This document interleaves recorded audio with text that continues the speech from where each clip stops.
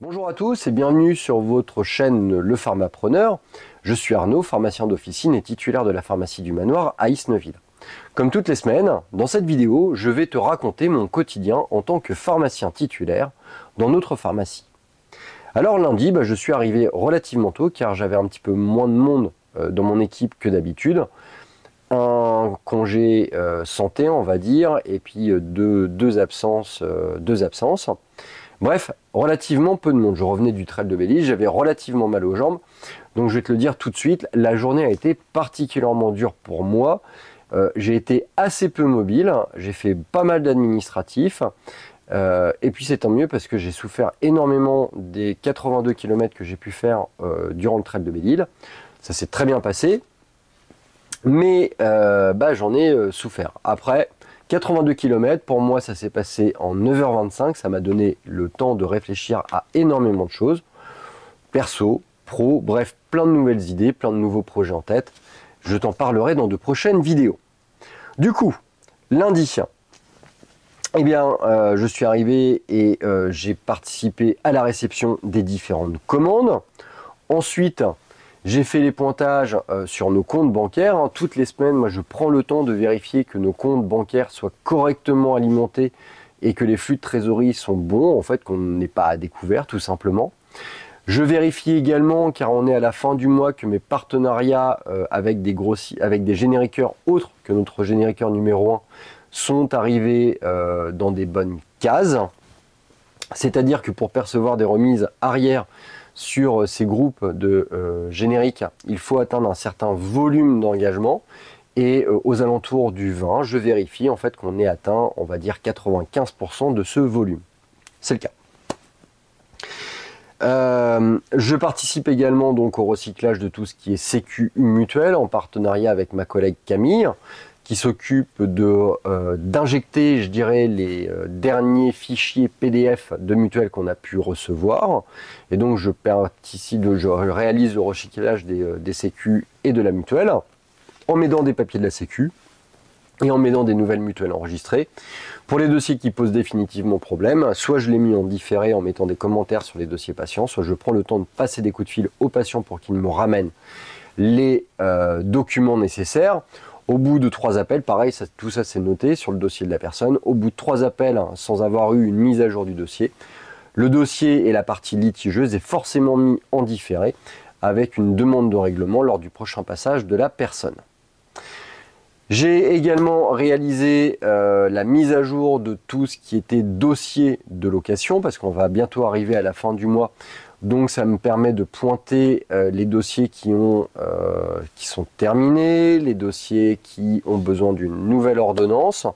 Tout ça, je le mets à jour de façon à pouvoir avoir un classeur qui, à la fin de ce mois, au 30, me permette de réaliser une facturation relativement linéaire. Dans l'après-midi, les commandes, bien évidemment. Alors, une commande en particulier, on était lundi 23.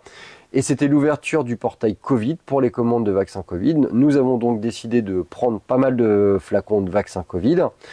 Tout simplement en fait parce qu'on va réaliser des propositions de vaccination parallèles avec la vaccination grippe. Et comme on a de nombreuses demandes pour la vaccination grippe, on espère avoir également beaucoup de réponses positives pour la vaccination Covid. Voilà.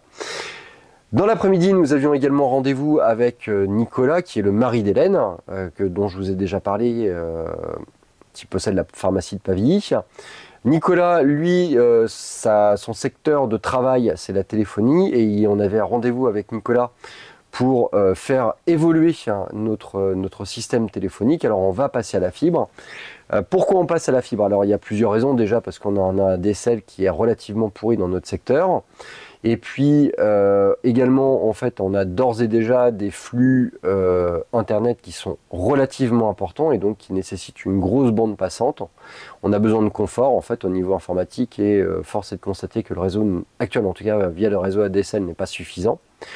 Et puis ça va nous permettre également de mettre à jour notre système de téléphonie qui a quand même quelques années, qui va avoir une dizaine d'années, donc il était temps de le mettre à jour. Avoir un système qui soit un petit peu plus adapté par rapport à nos besoins et également la mise en place d'un téléphone portable dédié à l'activité de la pharmacie. Alors ce téléphone portable dédié à l'activité de la pharmacie, il va nous permettre d'envoyer des SMS à nos patients, tout simplement en fait, pour leur dire que leurs commandes sont arrivées ou leur signaler un certain nombre de problèmes administratifs ou une communication, voilà. Ça va nous permettre également de gérer tout ce qui est système dit fax, qui fonctionne beaucoup sur téléphone portable, et je trouve ça insupportable en fait que mes collaborateurs soient obligés de donner leur numéro de téléphone portable pour gérer ce système-là. Donc on va donner le numéro de téléphone portable de la pharmacie. Et puis accessoirement, cela permettra également d'avoir un téléphone portable pour les gardes. Notamment lorsqu'on va avoir besoin en fait de faire en sorte que ça ne soit pas nous qui fassions la garde, de façon à avoir un transfert automatique du téléphone de la pharmacie vers ce téléphone portable.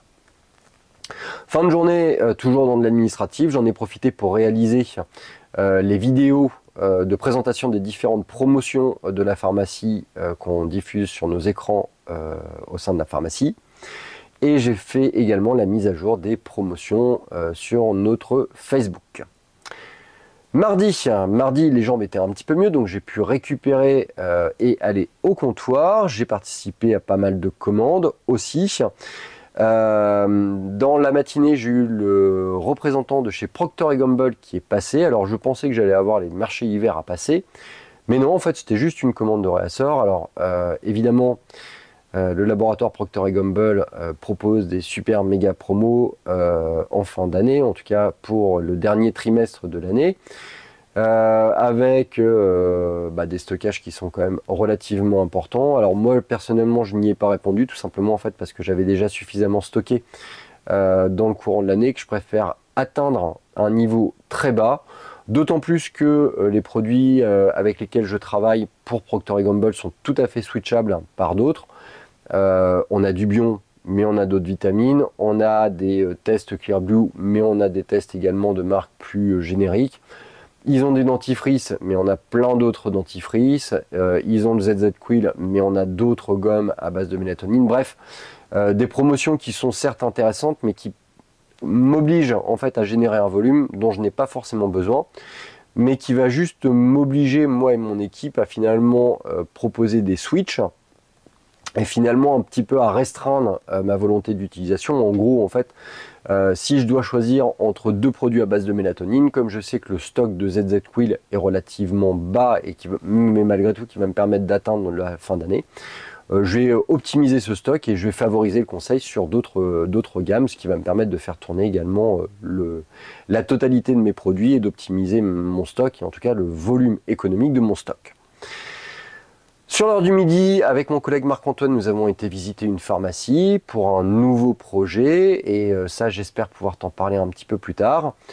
Pharmacie très intéressante avec beaucoup de potentiel, des éléments très positifs, et je souhaiterais les proposer à notre collaboratrice Mathilde, mais j'attends son retour là-dessus. Il y a de l'engagement, mais il y a du développement possible, et ça peut correspondre à un projet qui, à mon avis, serait positif par rapport à un grand nombre de ces critères. Je t'en parlerai dans une prochaine vidéo. Dans l'après-midi, nous avons réalisé avec Marc-Antoine et notre collègue Maxime le pacte d'associés qui va nous lier dans l'installation à la pharmacie de Maxime, donc le rapport entre les différents associés. Ça, je t'en parlerai dans une autre vidéo qu'on appellera le journal de l'installation. C'est des vidéos qui vont sortir un petit peu plus tard dans l'année. On va attendre que Max soit installé et ait pris ses marques, et que je t'expliquerai tout ça. Mercredi arrivé tôt pour la réception de la commande Biogarant. Alors l'objectif, c'était de réceptionner un maximum de la commande avant que le technicien de Mecafarm vienne. On a réussi à avoir un technicien qui est passé, du moins qui a pris rendez-vous pour agir au sein de notre robot. Donc je t'avais parlé, on avait un problème de déviateur, et parallèlement à ça, en fait, également des boîtes qui avaient tendance à sortir d'une manière indue. Moi je suis arrivé, il était 8h moins le quart, j'en ai rempli une grosse partie. Le technicien est arrivé relativement tôt, donc je n'ai pas pu faire la rentrée totale des commandes, et notamment des commandes génériques. Bon, pas grave. Après, on a eu la chance d'avoir un technicien extrêmement performant qui a fait du très très bon travail. Il nous a réparé le déviateur, ça fonctionne au top. Et puis, la problématique de distribution des boîtes, en tout cas de prise et de réacheminement des boîtes au sein du robot, c'était lié à un déparamétrage de la hauteur de prise des doigts articulés de notre robot. Il a corrigé ça et c'était plutôt pas mal. En parallèle de ça, j'ai eu 2 techniciens pour la clim qui sont passés le matin pour faire la maintenance. Alors, je les ai dégagés. Pourquoi? Tout simplement, en fait, ils avaient normalement rendez-vous la semaine d'avant, mercredi de la semaine d'avant. Les mecs ne sont pas venus du tout. Lorsqu'on a appelé la société le jeudi pour savoir comment ça se faisait qu'ils n'étaient pas passés, la société nous a expliqué très simplement qu'ils avaient eu un empêchement, mais que voilà, ils avaient oublié de nous prévenir. Bon, voilà. Nous, on leur avait demandé de refixer un rendez-vous. Ils n'avaient pas eu la possibilité de nous donner de rendez-vous à ce moment-là. Et puis mercredi matin, donc, j'ai eu 2 techniciens qui sont venus, sauf que moi, j'étais déjà en rendez-vous avec Mecafarm, déjà un mec qui prenait beaucoup de place en fait à l'étage. Donc du coup, les mecs, je les aurais demandé de dégager et puis de reprendre rendez-vous. Ils ont repris rendez-vous et ils sont passés l'après-midi. Ils ont fait leur maintenance de clim. Après, moi, je trouve ça un peu incroyable que les gens se pointent comme ça dans des structures sans prise de rendez-vous. C'est pas concevable. Donc, moi, j'estime qu'à partir du moment où on ne prend pas de rendez-vous, je n'ai pas forcément à répondre positivement à une action au sein de mon entreprise. Dans l'après-midi, rendez-vous avec le laboratoire Mylan Viatris. Finalement, relativement peu de choses à voir avec eux, si ce n'est passer des commandes de rétro pour certains de mes collègues. Mylan Viatris s'est séparé d'une grande partie de son catalogue direct, 0 verrue, objectif 0 verrue, le Sogela, la bétadine, etc. Ça fait un rendez-vous en fait finalement qui est plutôt axé sur le générique, ce qui est plutôt pas mal finalement. C'est assez rapide, j'avais pas grand chose à voir avec lui, si ce n'est un petit peu où on en était dans nos engagements sur l'ensemble de l'année, et c'est plutôt positif. Sur l'heure du midi, j'ai fait un repas avec mon collègue Maxime. Donc Maxime, c'est le pharmacien qu'on va aider à s'installer, du moins qu'on aide dans son installation. Quelle était la thématique de ce repas? Déjà, le fait de manger avec lui, c'était plutôt sympathique.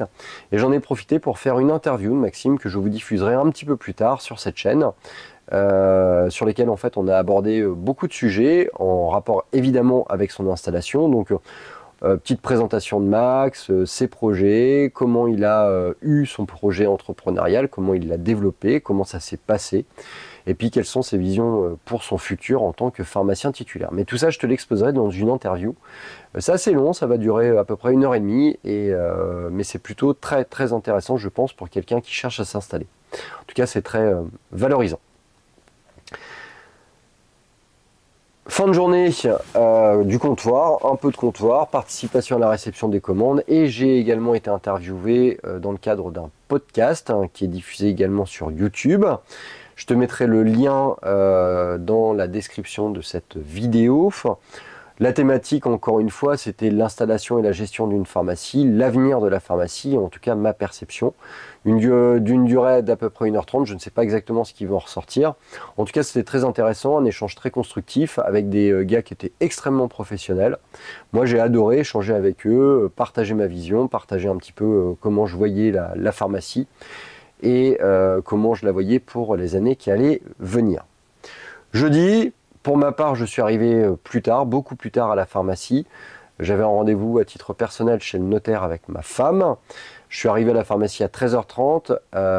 On a reçu énormément de commandes pour l'après-midi. Donc l'après-midi, finalement, s'est résumé à comptoir, participation au rangement des commandes. Et c'était dense, il y a eu du monde, on avait beaucoup de choses à ranger, beaucoup de choses à préparer, des rétros notamment. C'était une commande Bayer préparée par Max, quelque chose d'assez terrible, d'assez horrible et sur lesquels il ne faut pas se planter.